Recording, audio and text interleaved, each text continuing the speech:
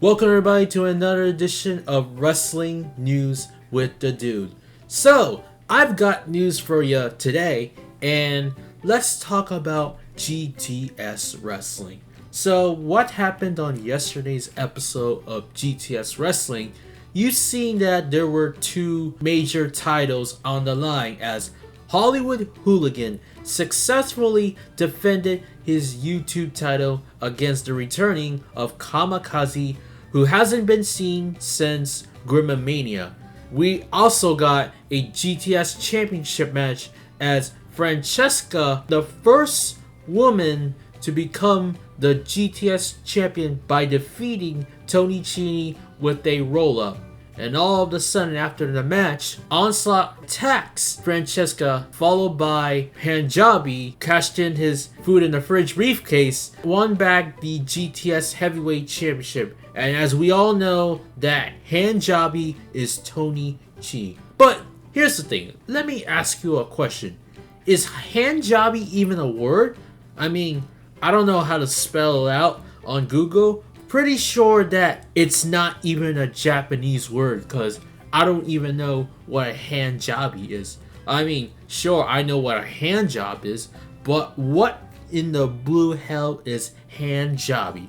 Let me know in the comments below what do you think of handjabi mean, because I've never heard that phrase. Let's talk about today's episode of GTS Wrestling.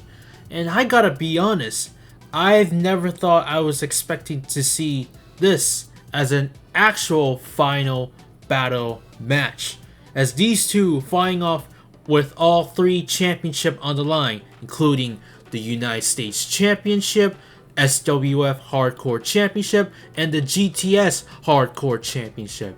And wow, there's so many high spots, and you gotta go check it out if you haven't seen it already. But hey, Grim won the battle, LOL.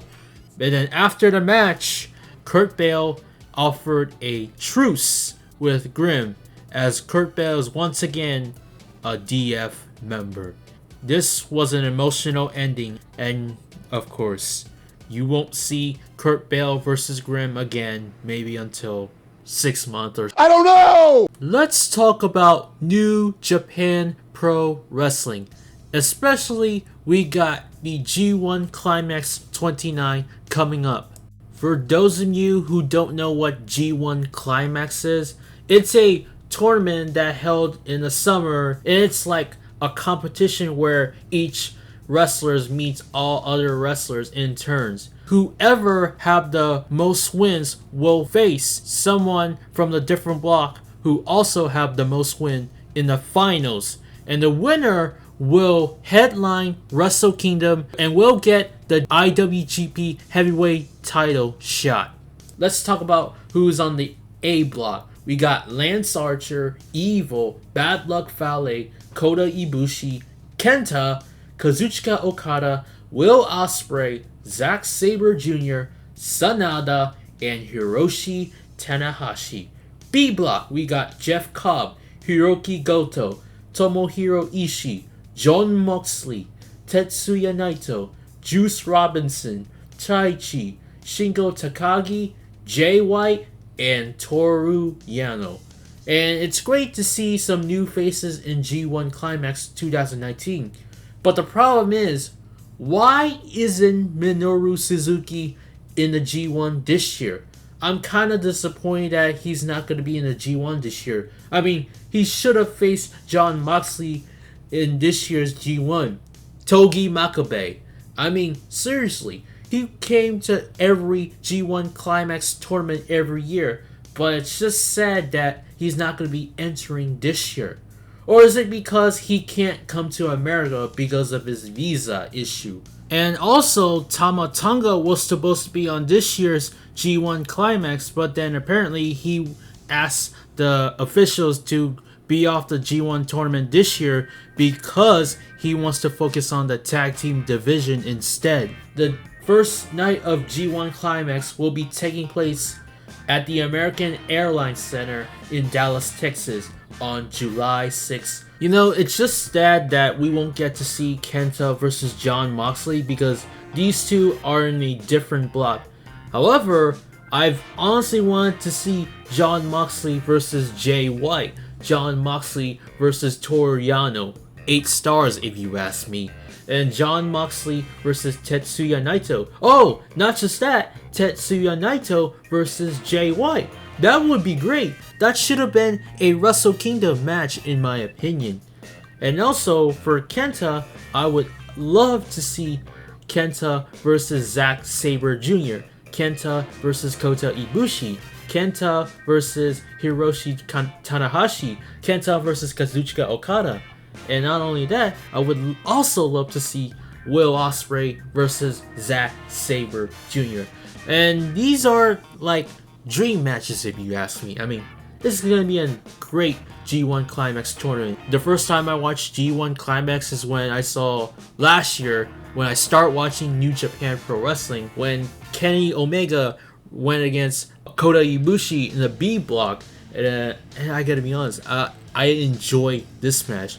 What I also enjoy is Hiroshi Tanahashi versus Kota Ibushi in the final night in G1 Climax 28. I hope to see Kota Ibushi versus Jay White in the finals. I hope you all enjoyed your Father's Day, by the way. And here's the funny part. So I read something on Ringside News, and it's that Vince McMahon tweet about Father's Day. And people were actually respond to him that he should retire or even have Shane McMahon become the world champion. And it even make a AEW reference. I mean, seriously, what is wrong with people? I mean, as much as I don't like Vince McMahon's bad decision, unfortunately, Vince McMahon ain't retiring anytime soon.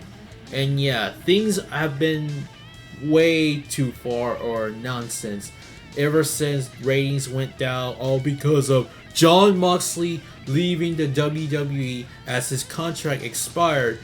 And yeah, Vince McMahon has rights to fire or maybe mutually part ways with some of his top writers. And yeah, the creative teams are so terrible, by the way. And the fans are simply tired of his current WWE product. Vince McMahon is trying to fix rating problems and it's not helping at all. And you see, you got the wild card rule, which wouldn't help the ratings at all. And you also got the 24/7 title, and which won't help the ratings at all, except one of the YouTube videos about 24/7 title became viral. And yeah, Vince McMahon will always decline people's ideas backstage, and he even includes his son and his daughter and his son-in-law's idea. And yeah, Vince McMahon isn't listening to his son Shane McMahon. I bet Shane McMahon is thinking that it's not a great idea to have him put himself in the finals to win the whole tournament of becoming the best in the world, and he was not even in the tournament in the first place. And also, it's not a great idea to win the WWE Championship at SummerSlam. And if that happens, something is gonna happen. Something shitty is gonna happen for WWE. Let's hope that if Vince McMahon retires or dies, Triple H will take over and make WWE great again. And this concludes an episode of Wrestling News with the Dude. So with that being said, thanks for watching this video. Don't forget to like this video, leave a comment, and subscribe for more content. Tap that little bell so you don't want to miss an episode of Wrestling News with the Dude. And also, most likely, I will have a daily videos from now on. As what Naito say, hasta mañana. Adios.